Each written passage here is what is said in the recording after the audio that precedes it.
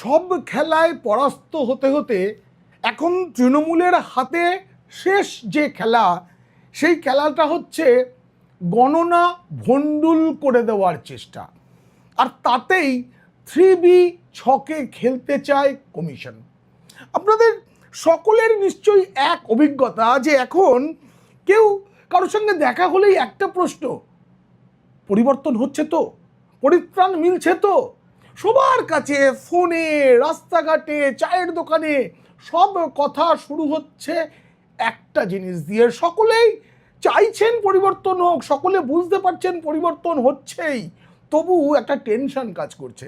তাই টেনশন নয়, আজ একটু মজার ছলেই আপনাদের বুঝিয়ে দিই 3B ছকটা কেমন, কমিশন কোন ছকে খেলতে চাইছে, আর এই যে ছকটা কেন করা হয়েছে। কারণ বিধানসভা নির্বাচনে এই যে হলো এত কিছু, তাতে হার নিশ্চিত জানার পরেও তৃণমূল নানা রকমের প্ল্যান করেছে, নোংরা প্ল্যান, একেবারে নোংরা প্ল্যান করেছেন। মুখ্যমন্ত্রী যা যা ভেবে রেখেছেন তাতে তৃণমূলের হার মানে আরো বড় হয়ে উঠতে পারে এইসব প্ল্যানের জন্য। হারটা না আরো বড়, মানুষের চোখে আরো বড় রূপে দেখা দিতে পারে হারটা। কিন্তু পিসি ভাইপো এই হারের পরেও সেভাবে কষ্ট পাবেন না। আমি বলছি পিসি ভাইপো কষ্ট পাবেন না সেভাবে। কেন পাবেন না সেটাও বলবো। আলোচনা ভালো লাগলে অবশ্যই সাবস্ক্রাইব করবেন। পিনাক্কি বলছে, এখন পিসির মানে আমাদের গর্বের মুখ্যমন্ত্রী, সততার প্রতীক, গণনা ভণ্ডুল করার যে ছক তৈরি করেছে তার প্রতিহত করতে নির্বাচন কমিশন যে 3B ছকে খেলতে চায় সেটা কেমন তা জানতে দেখুন ও শুনুন পিনাক্কি বলছে। ফলতায় কয়েকটা বুথে নয়, গোটা বিধানসভা আসনেই আবার নির্বাচন হবে, এবং সেটা নতুন সরকার ক্ষমতায় আসার কয়েকদিন পরে হবে। এই হারটা না তৃণমূলের প্রাপ্য ছিল। কেন জানেন? এই যে আমরা ছবিটা দেখেছি, ইভিএমে বিশেষ প্রতীকের ওপর এই যে সেলোটেপ আটকে দেওয়া, এটা আসলে গণতন্ত্রের মুখে সেলোটেপ আটকাতে চেয়েছিল জাহাঙ্গীর অ্যান্ড কোম্পানি। আসলে তো ভাইপো বাবুর লোকজন, তার বুদ্ধিতেই এসব খেলা হয়েছিল।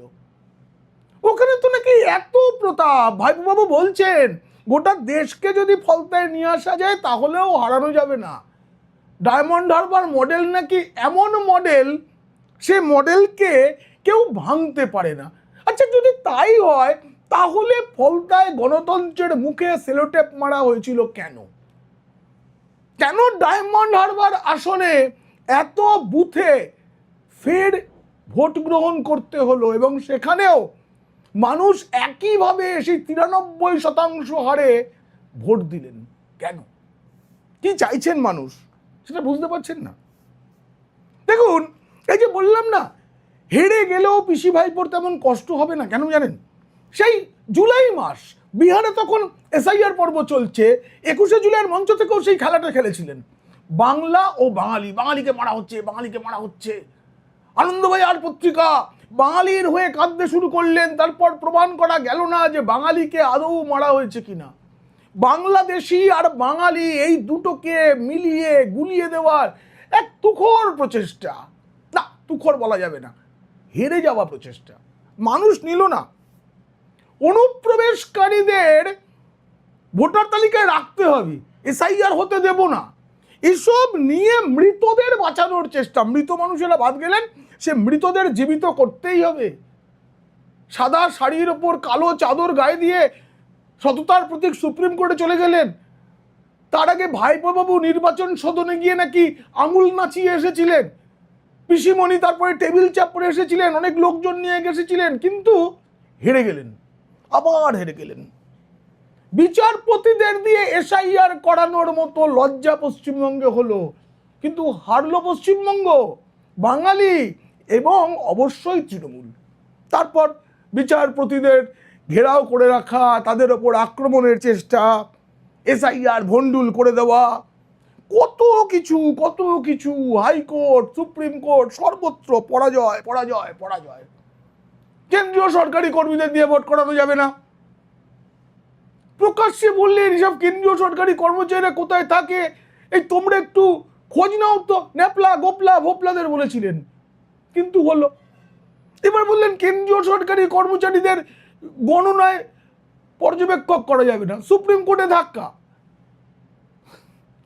তার আগে হাইকোর্টে চড় খেয়েছিল, কোটি কোটি টাকা কপিল সিব্বলরা পেলেন।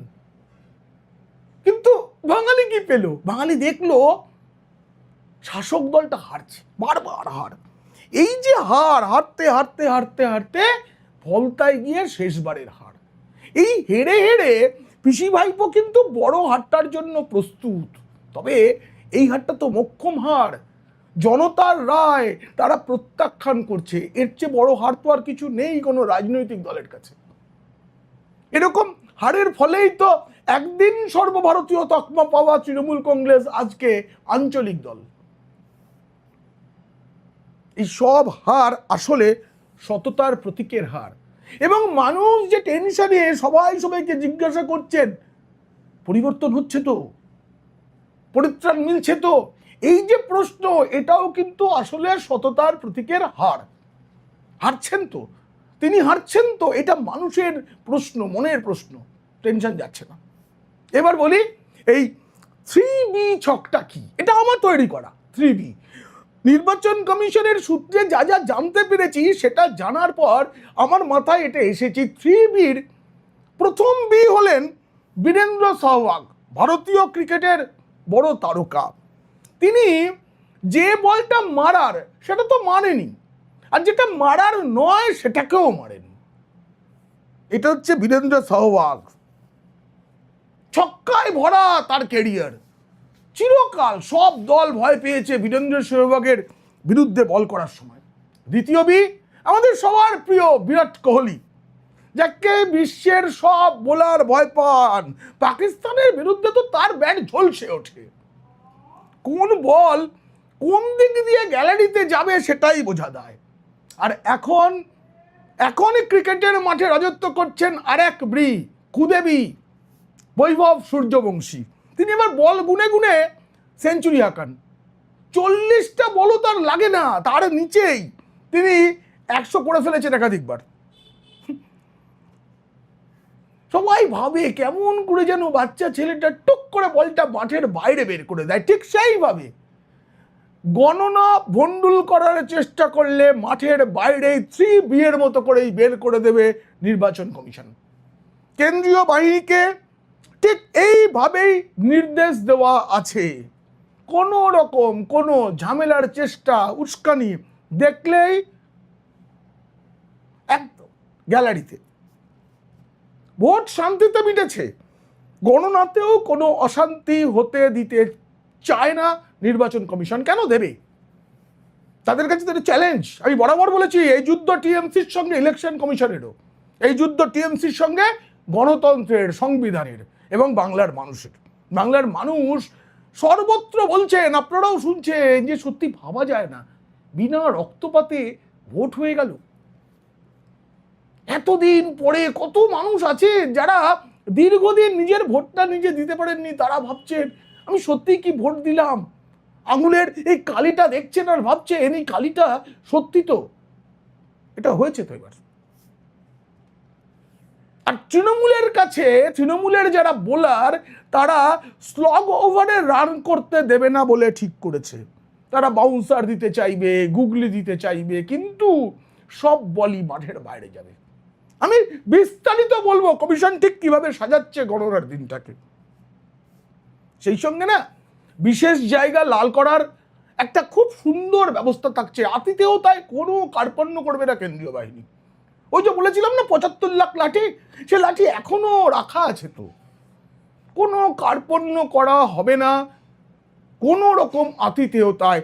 যিনি লাল হওয়াতে চাইবেন তার লাল হবেই, একদম প্রপার ওষুধ রেডি। কি কি করা হচ্ছে সেসবগুলো বলবো, তার আগে একটা কথা জানানো দরকার।